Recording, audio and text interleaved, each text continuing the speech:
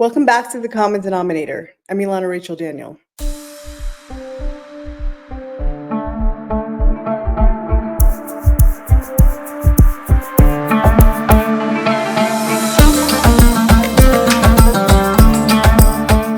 Israel's bracing its citizens for a war with Hezbollah, unlike any before it. 80,000 citizens have been displaced from their homes along Lebanon's border since October, and Hezbollah's hostilities increase in their bloody-minded obsession to war. Before we turn ourselves northward, we take this moment in between to offer just a small snapshot of the vast mountains of cash that have poured into Gaza, and with it, imagine what might have otherwise been just a few hills of that money had made its way to the public. This is not an exhaustive report, nor could it be. The funneling of cash between terrorist organizations is clandestine by definition, and so we can rightfully assume there are more branches of funding than we could name, and donations are made by a bottomless list of organizations. But even at a glance, one can see, incontrovertibly, that even the most lackadaisical government might have produced a pronounced quality of life for the people of Gaza, had that ever been their aim. If there are those who truly do care about the people living inside Gaza and Yehuda Shomron, that is what the international press refers to as the West Bank, then demand accountability. It is the only way we might ever find our way out of this mess. 41 kilometers long from its northern border with Israel to Egypt down south, a distance just shy of a marathon, Gaza is 13 kilometers at its widest and about 5 at its most narrow. Gaza is populated with some 2.1 million people and borders Israel, Egypt, and the Mediterranean Sea. No few numbers of governments, institutions, organizations, and myriad of do-gooders have sent aid into Gaza over the years. By the hundreds of thousands, by the millions, by the multiple billions. We are confronted with images of Gazans suffering on every social media platform. And be it Hollywood, AI, or actual, of their misery, there is no question. The reason for their suffering, however, still hasn't registered widely. We speak regularly of Hamas's long-recorded use of human shields, but to get a wider lens of the deliberate and blatant weaponization of this people's pain as a blight of accusation on the state of Israel, we follow the money, just as we've been advised. Gazans live a life of brutality and deficiency, one that could be avoided multiple times over, if only the massive quantities of aid ever reached their destination, and if there were any national aspiration among the people of Gaza and the West Bank to progress, and not only to rewind history. If love of life had any precedence, and not its opposite in revenge and hate and bloodshed. Hamas is estimated to have a budget around $2 to $3 billion a year. However, despite numerous claims and numbers, there are no official statistics. That's because Hamas, a cruel and cynical terrorist organization, rules Gaza under a totalitarian Islamic fist, brutalizing any dissidence that arises and spying on the most private moments of Gazans to ensure control, all the while receiving an influx of cash without transparency, accountability, or controls. Here's just some of what we know. The largest source of income is believed to be taxes. See, terrorists, they're just like us. This includes taxing both legitimate and illicit trade. Additionally, Hamas charges taxes on all goods transported through the Keren Shalom crossing between Egypt and Israel, and amasses large sums through smuggling via the massive network of terror tunnels it oversees linking Gaza into the Egyptian Sinai. These taxes alone are believed to raise around $500 million a year. Qatar, in 2021, reported they'd be doubling their aid into Gaza from $180 million a year to $360 million. Now, in 2019, Prime Minister Benjamin Netanyahu defended the decision to allow the transfer of Qatari funds into Gaza, claiming it as a strategy to keep Hamas and the PA, the Palestinian Authority, as two separate organizations. The theory alleged that this money would replace the hundreds of millions of dollars Hamas was receiving from the PA. Apparently, Netanyahu said in a Likud faction meeting that this would in effect allow Israel a measure of oversight over this money so that it would go to humanitarian needs and not to terrorism. Clearly a theory now debunked. Since October 7th, much ado has been made about Netanyahu's approval of the Qatari funds as his attempts to buy quiet. Netanyahu's stance has been said to believe that peace between the Israelis and Gazans could be achieved through the economic development of the population there in place of attempts to resolve the long stalemated issues between us. It's estimated that the Palestinian Authority allocates about a third of its budget to Hamas in Gaza, amounting to hundreds of millions of dollars. In theory, this money is intended to pay the salaries of Fatah officials and to fund goods and services for Gazan residents, such as water, electricity, and medical treatments. However, since Hamas seized control of the Gaza Strip in the 2007 violent takeover, this funding appears to be the Palestinian Authority's desperate attempt to maintain some manner of influence over Gaza.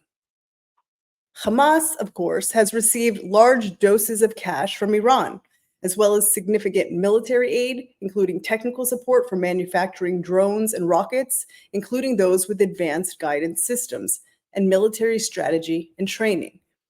In 2020, the US State Department's report on terrorism estimated that Iran's Revolutionary Guards were supplying $100 million annually in support of Palestinian terrorist groups, including Hamas, Palestinian Islamic Jihad, and the Popular Front for the Liberation of Palestine.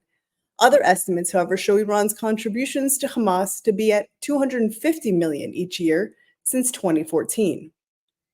Iranian funding of Hamas is being carried out with impunity and in plain sight of both the Americans and the Europeans. Iran's unhindered financing of terrorism across the region has made itself, Hezbollah, and Syria key players in the global market for counterfeit medicines and illicit drug trade, which rakes in billions of dollars each year. Hamas, of course, collects many hundreds of millions of dollars from a wide range of aid groups and its web of ever so charitable organizations. It's estimated by Gal Levy, a former senior government official, that Hamas receives $500 million a year through charity investment networks across the entire Arab world. Turkey operates as the key location for the flow of this charitable network, as well as in investments which include real estate, investment funds, and plenty more. Now, you might want to sit down for this, but it seems that large amounts of money are also funneled through South Africa. That includes the Al-Quds International Foundation established in 2001 by Hamas members to raise funds. On the board of Al-Quds International includes known terrorists Osama Hamdan and Musa Abu Marzouk, who, as we'll soon hear, is worth some $3 billion US. UNRWA, of which we discussed at length in episode 2 of this podcast, claims that except for a limited subsidy from the regular budget of the United Nations, its funding comes almost entirely through voluntary contributions. In 2023, UNRWA's budget was $1.46 billion US. Over half of that funding came through 3 sources: the USA at $422 million per year, Germany at $213 million, and the EU at $120 million US per year. According to the UN, they give UNRWA $340 million per year, and from 2014 to 2020, UN agencies spent nearly $4.5 billion in Gaza. More than 80% of that funding is channeled through UNRWA. And the unemployment rate in Gaza is around 50%. It's believed that 80% of Gazans are living in poverty. But not so for their leadership. From the taxes of smuggled goods, real estate portfolios positioned across the Middle East, and banking and cryptocurrencies are just some of the many ways that Hamas's leadership has amassed tremendous assets and revenue streams. Abu Marzouk, as we mentioned, the deputy chair of the Hamas Political Bureau, has a network of $3 billion US. Khalid Mashal is said to be worth $5 billion, and he lives a life of high luxury in Qatar. Reports claim he has investment portfolios, real estate projects in the Arabian Gulf, and investments in Egyptian banks. Ismail Khania, the current head of Hamas's political bureau, is also living Qatar luxury. He's got an estimated fortune of at least $5 billion and recently purchased one of the most sought-after beachside areas in Gaza, at $4 million for a 27,000 square foot plot. Ironically, even as they too burn US flags and chant death to America, the US continues to supply the Gazans with enormous amounts of aid. Since 1950, the US has given over $6 billion to UNRWA, and since 1994 has been sending aid directly to the PA and others amounting to over $5 billion.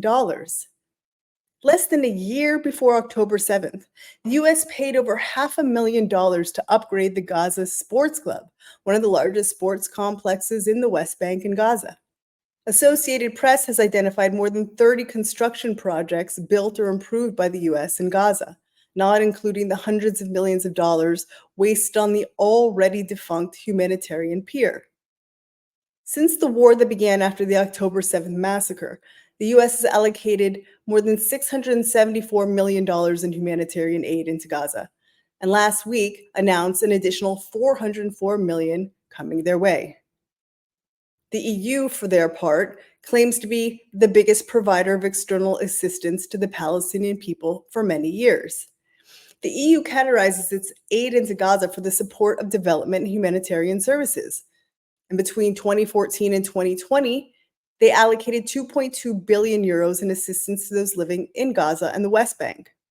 An additional 1.2 billion euros has been allocated for the period from 2021 to 2024 through the European Joint Strategy. A significant portion of this EU funding is intended for development purposes, including the establishment of an administrative structure, the creation of new infrastructure, and support for civil society. Since 2000, the EU has provided another nearly 1 billion euros in humanitarian aid, bringing the total to around 4.5 billion euros in combined development and humanitarian aid in just the past 10 years alone. It appears that the EU is set to increase its aid to Gazans due to the perceived humanitarian situation caused by the current war between Israel and Hamas. According to the Organization for Economic Cooperation and Development, those in the West Bank and Gaza have received more than $40 billion in aid between the years of 1994 and 2020. The Palestinian Authority received roughly a third of it. The biggest donor was the European Union at 19%, the United States at 14%, Saudi Arabia at 10%, and Germany at 6%, followed by the UAE, Norway, the UK, World Bank, Japan, and France. The point here is made crystal clear. An objectively staggering amount of money has been poured into an area the size of Las Vegas, albeit with 3 times the population. The opportunity for betterment, for employment and industry, for hotels and tourism, for housing and for shelter, for structures that shield in times of war, were they even still needed. All that any population requires to make something of themselves has been devoured by endlessly wicked leadership. Year after year, in place of prosper, we see endless worship of death as a means to revenge. The Gazans have been given more than any people, any refugees could have ever dared to long for in the history of mankind, and yet they suffer outwardly and openly and endlessly.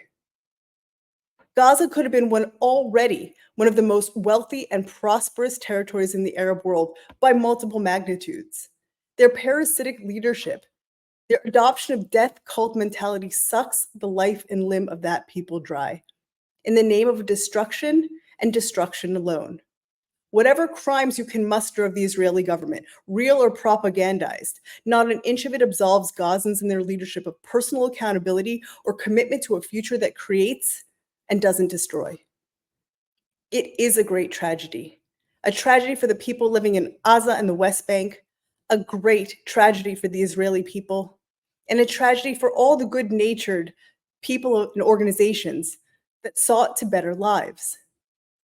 We must admit what is as plain as the numbers show. Those multiple billions in aid have fed terror and nothing but. It's constructed 500 kilometers of underground tunnels and has stocked the arsenals that fall on civilians indiscriminately.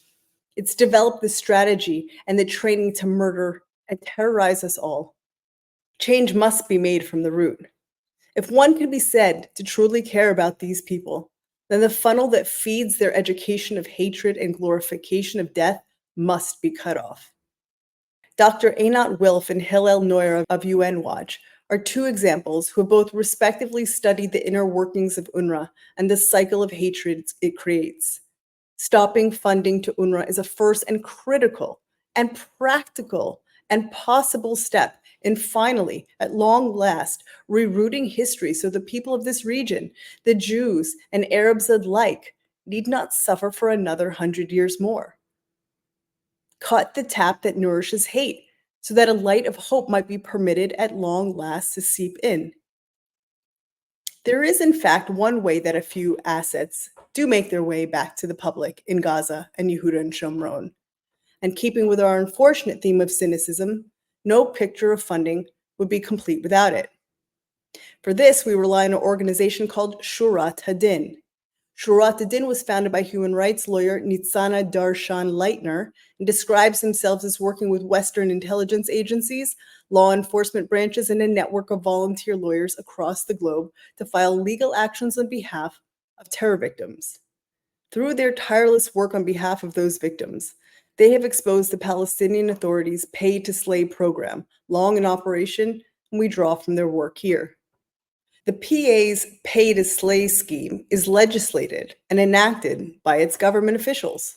It is a publicly recognized program and is in fact portrayed as a matter of national pride, which, as a result, offers us an abundant amount of evidence and information on that system, which can easily be found in both Arabic and English. I encourage you to explore Shurat Hadin's research. It goes quite simply like this. The PA treats every person who commits acts of violence against Israelis as a hero. If they are killed in the process of committing that violence, they are crowned a martyr, and their acts of terror entitle him or his family to reward. Shurat Hadin says that the perpetrators of these countless acts of terror have injured and killed civilians, including women and children, in acts that amount to international crimes. The PA has created a practice to financially support those perpetrators and their families, increasing its reward in direct correlation with the severity of the offense. It's a recurring theme to be found in all branches of PA policy and action. It's included in the PA's formal education system, in official declarations and speeches, and even in the naming of streets, institutions, and facilities with the names of the murdering martyrs, thus obviously directly inciting more violence, in what Shurat Hadin calls, quote, a culture of idolizing murderers, which the PA administers. The PA's financial support of terrorists is measured depending on the length of a terrorist sentence and gravity of crime. Basically, the mass murderer of innocent women and children received the biggest payouts. The Palestinian Authority Martyrs Fund are two funds operated by the PA.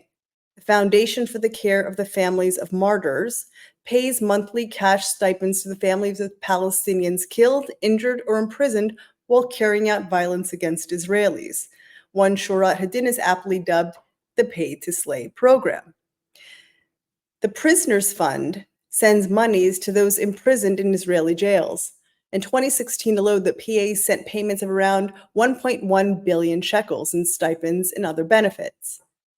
Shurat Hadin has discovered the pay-to-slay program is conducted under the laws and policy of the PA, including Law Number 14 from 2004 on aid for prisoners in Israeli prisons, which sets the funding for payments made for Palestinian terrorists.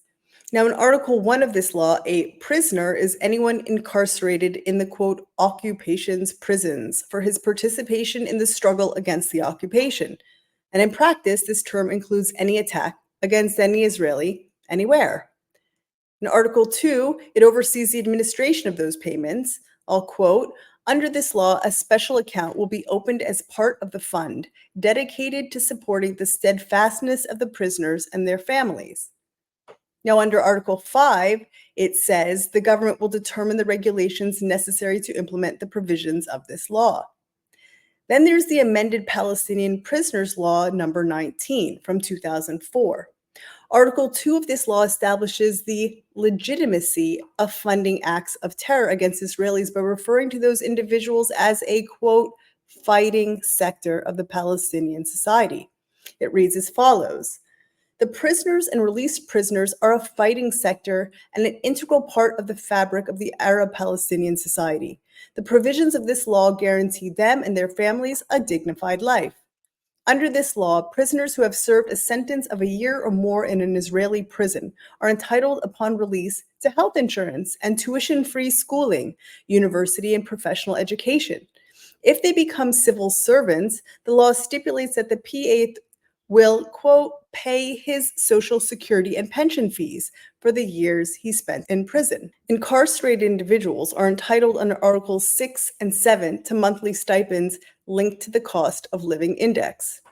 Article 5, entitled Preferential Treatment for Released Prisoners, exempts any male released prisoner who was incarcerated in an occupation prison for 5 years or more, and any female prisoner who was incarcerated for 3 years or more from tuition fees at any government school or university, from health insurance payments, and all fees for professional training programs.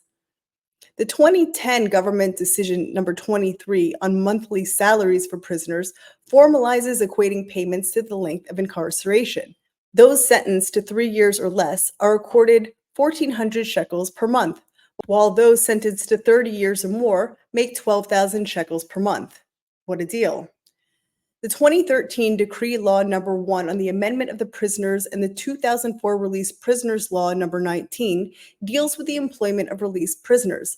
According to this law, I'll quote, the state will guarantee employment to released prisoners, and released prisoners will be given priority in all annual job placements in all state institutions. And that's indeed a statement, isn't it, given Gazans' unemployment rate? It also gives a hint why there's zero incentive to develop Gaza, while leaving a people in grave desperation certainly helps the attempts to turn them to lives of crime. Sharad Adin says that these laws create an institutional care plan for the perpetrators of war crimes and even crimes against humanity, covering all aspects, including guarantees for future employment, education, and financial support. According to the laws, the PA must provide prisoners with a monthly allowance during their incarcerations. And it's important to note that according to PA legislation and government payments made, all Palestinian terrorists, including members of Hamas, Islamic Jihad, and others, both in Judea and Samaria and Gaza, are included in the system. But not only. The PA also pays Israeli Arab citizens who have committed acts of terror and provide extra rewards to Israeli Arabs who attack and target civilians within the entirety of Israel. According to Cooper Wasser from 2017, the total PA budget is $5 billion. The amount that supports prisoners is $155 million, out of which $147 million are spent on transfers to the prisoners.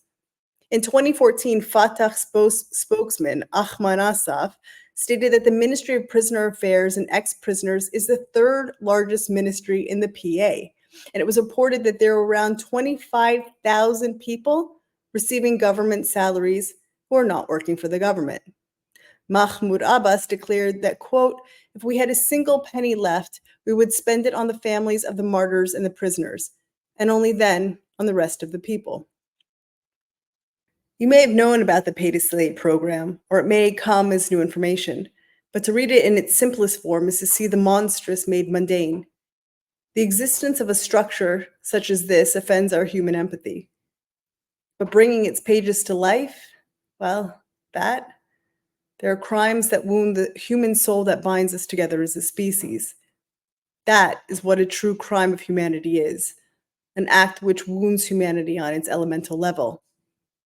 That is perhaps one other perspective of this Jewish role. We're people who are either seen in light of the best we can be, or as all that is repellent to a society. When that hatred grows, as it has again now, those elements of humanity are tested.